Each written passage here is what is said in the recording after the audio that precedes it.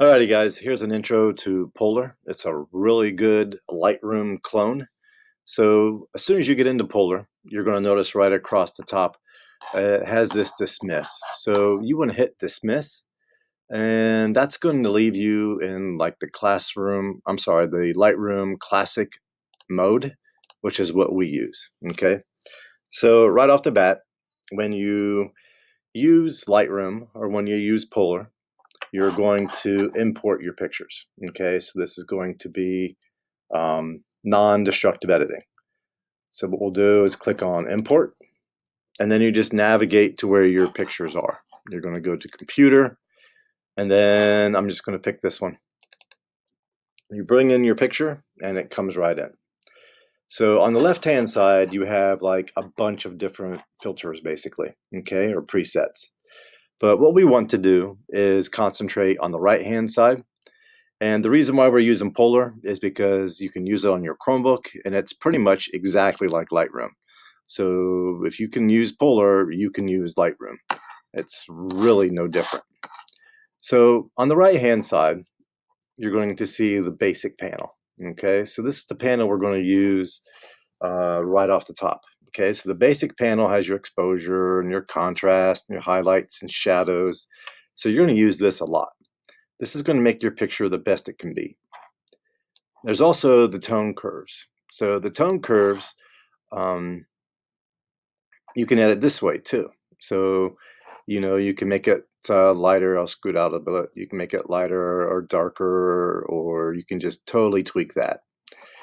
Okay, then below that, you have your HSL, which is your hues, saturation, luminance, and you can actually change the colors. Okay, so there you go. Then you can like type it in too. So I'll go back to 0. And then below that is split toning. Okay, that's pretty cool. You can change the colors of your highlights and your shadows, and you can control the balance. Below there, we have the detail panel. This is where you sharpen and denoise your pictures.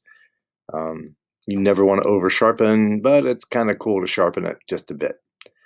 Then below that, we have lens corrections, effects, if you want to add grain or vignette, and this chromatic shift is kind of cool. So when you're done, let's go ahead and I'll do just a really quick edit on this so you can see what's going on. So like, for example, I'll just turn it black and white. So I'm going to go ahead and I'm going to go to my